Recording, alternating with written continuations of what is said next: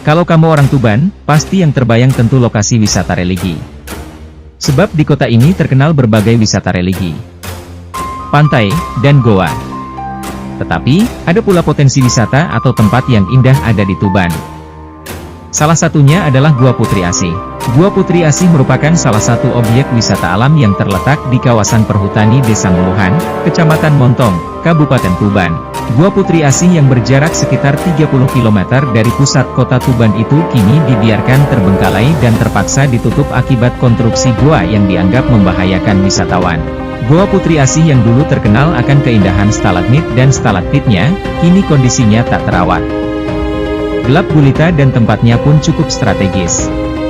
Lokasi objek wisata ini seringkali wisatawan memanfaatkannya sebagai latar belakang untuk berfoto. Dari kota Tuban pengunjung hanya perlu menempuh perjalanan sekitar 40 menit menggunakan kendaraan bermotor. Dari arah Tuban pengunjung bisa mengambil arah Merakurak lalu di pertigaan itu pilih arah ke Montong.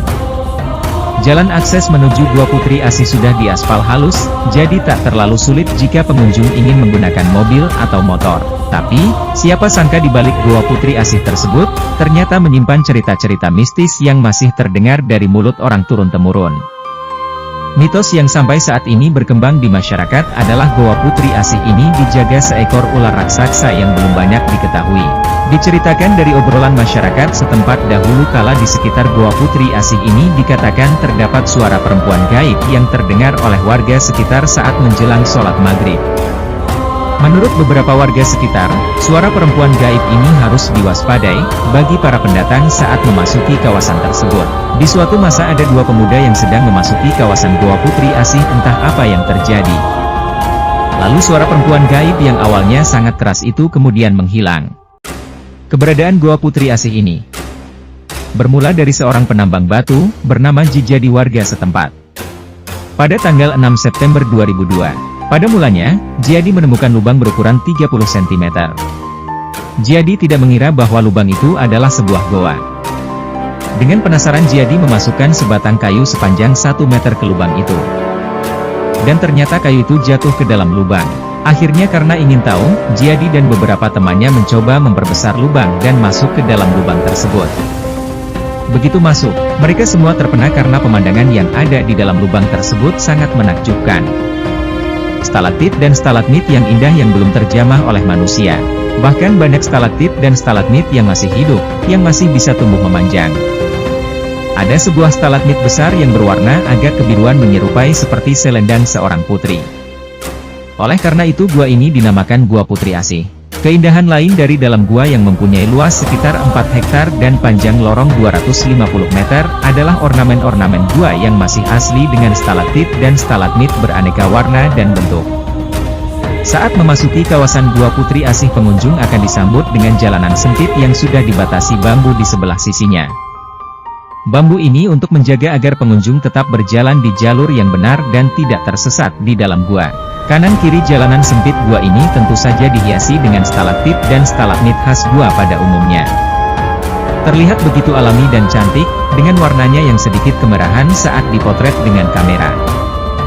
Dilihat sekilas memang menakutkan, jadi mungkin akan lebih nyaman jika masuk ke dalam gua bersama beberapa orang alias tidak sendirian.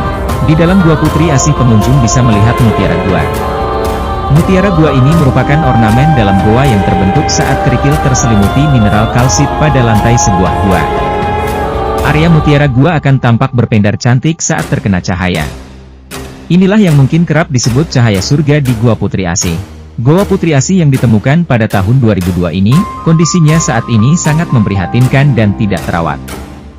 Gua yang dulu sangat ramai dikunjungi sekarang kelihatan tak berpenghuni.